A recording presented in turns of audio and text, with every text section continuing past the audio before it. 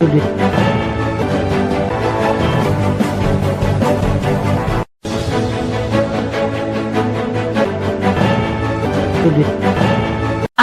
તારીખ 23 ફેબ્રુઆરી 2025 ભવનાથમાં શિવરાત્રી ચાલુ હોય ત્યારે આસારામન અન્ન ક્ષેત્રમાં માં ભાવિકોની ભીડ।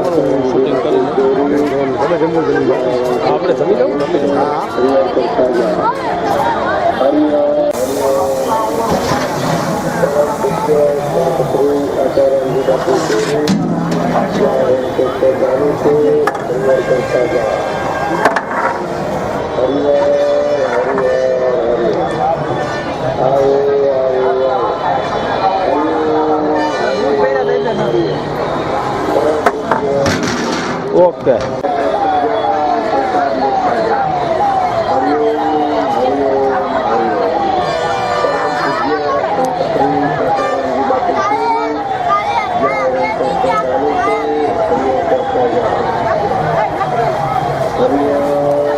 ओके बेन बोलो। हरिओम। हाँ, हूँ सुनीताबेन कारिया जूनागढ़ थी बोलूँ छूँ અને હું જૂનાગઢવાસી છું। હું પરિક્રમામાં અને શિવરાત્રિમાં સંત શ્રી આશારામ બાપુજીના આશ્રમમાં જ અન્નક્ષેત્રમાં પ્રસાદ લેવા આવું છું વર્ષોથી। અને બાપુ નિર્દોષ છે એ બહુ જ ઓલી વાત છે આપણા માટે કે આપણે આવા સંત માટે આવું બધું જે ભારતમાં થઈ રહ્યું છે એ ન થવું જોઈએ અને બાપુને નિર્દોષ સાબિત કરે સરકાર, એવું હું નિવેદન નમ્ર વિનંતી કરું છું સરકારને કે ભાઈ બાપુ વિશે જે કાંઈ ફેલાવો છે એ બધો ખોટો જ છે અને બાપુને નિર્દોષ સાબિત કરીને બાપુને રિહાઈ આપે એવી નમ્ર વિનંતી સરકારને હું કરું છું। અને વર્ષોથી છેલ્લા 10 વર્ષથી અમે બાપુ આશારામ બાપુના અન્નક્ષેત્રમાં જ આવીને પ્રસાદ લઈએ છીએ અને અત્યારે પણ અમે અહીંયા સેવામાં અને પ્રસાદમાં જ છીએ બાપુના લેવામાં। હરિઓમ। હલો, અમારું ગામ સુખપુર છે। મારું નામ લાભુબેન છે। મારા હમુ જો અને અમે અહીંયા આશારામ બાપુના આશ્રમમાં જમવા આવી છીએ। પરિક્રમામાં અહીંયા જમી છીએ। જમવાનું સરસ છે, બહુ સારું છે, વ્યવસ્થા બહુ સારી છે। ઓકે ઓકે મંજુલાબેન મેળામાં આવું છું, સરસ જમવાનું છે, સારું છે, મસ્ત છે, મજા આવે એવું છે। કઈ જગ્યાએ એવા આશારામ બાપુની એટલે પરિક્રમા આવો? આ પરિક્રમા આવીએ, મેળામાં આવીએ છીએ। બરાબર।